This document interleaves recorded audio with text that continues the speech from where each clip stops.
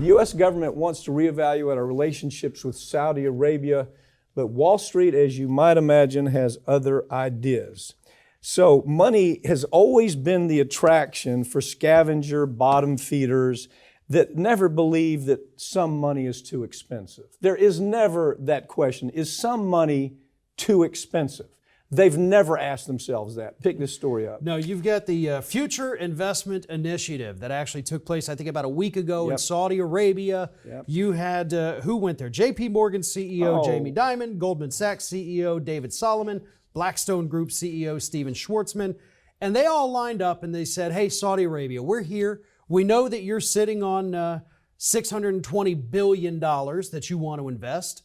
We would love to help you do it. We know that you have beheaded over 180 people this year, political prisoners, but we're cool with that because you've got $620 billion. Wait, they know that Saudi Arabia is responsible for murdering 3,000 Americans on American soil. Happened right where these cats, where Mr. Dimon lives, where Mr. Solomon lives, where Mr. Schwartzman lives. Happened right in their backyard. There's unequivocal evidence that the Saudis were behind it more than any country in the world. But here's the difference. Right now, there's $1 trillion being pushed into fossil fuel by these same cats, okay? So what happens when they push that money in for fossil fuel?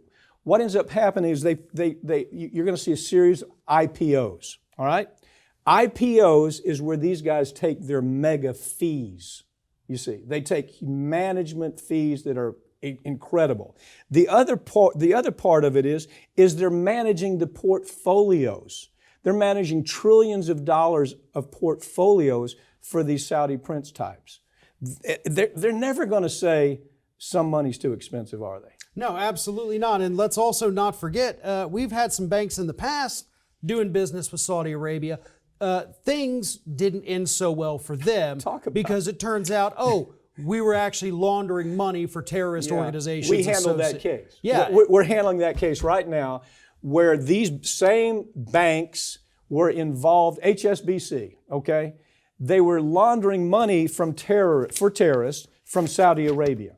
They knew they were from Saudi Arabia. They're laundering money. The money was ending up killing American soldiers, American contractors.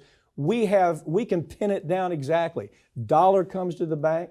That dollar, we can trace exactly what the terrorist organization was that used it, down to where the roadside bomb is. We have it down to that. They know that, the evidence, but hey, has the DOJ done anything about it? No, absolutely not. And that was Eric Holder decided, we don't want to actually prosecute you for this. We're just going to make you pay back some of the profit, not even all of the profit. No, it was $1.6 billion and they made $100 billion. They signed a massive document that said, yeah, we were washing money for the Saudis. Yes, we knew it was being used for terrorism. Yes, we knew it was killing American soldiers and American contractors. Wall Street would bless this all day long. They would bless, if you had 1,000 Khashoggis, if you had 1,000 Khashoggis, the bottom feeder punks on Wall Street would say that's absolutely okay. These three guys, Mr. Jamie Dimon, Mr. David Solomon, Mr. Steven Schwartzman, that would be just fine, as long as they could make a profit. They would personally step over those corpses to go sign that deal. That's what they're doing. Yeah. They're absolutely stepping over corpses. These are the same people. Understand, Hitler was buoyed up by these very same types. While mass extinction was going on, while Hitler was at his very worst, they were involved in the process of money lending. So at what point you say it's irretrievable, it's broken. It's irreversibly broken. And this is the best example. And Biden has no courage at all. He could step in, he could say, this is absurd, stop it. He won't do that because the Democratic Party is making so damn much money from these very people. Well, and what he needs to do, just so everybody's aware that yes, he does have power, is declare they're a state sponsor of terrorism. We know they are. Yeah. So slap the distinction on them, make it illegal to do business with them, and you can stop this in its tracks. Well, first of all, that you understand that's been put on the table. Oh, multiple times. It's been put on the table. Why are we treating these thugs these Saudi Arabian thugs, this prince who I call a mutt, why are we treating them any different from any other terrorists? Because the weapons industry, they want us to. Because the energy industry, they want us to. Because the Democrats and Republicans want us to. Because they're getting so damn much money.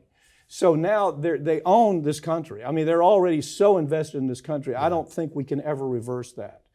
But the point is this, these folks that I just named, maybe we'll have a picture up on in this segment, these folks are stepping over corpses of American citizens, 3,000 that were murdered by the very people that they're so anxious to make money from. Yeah.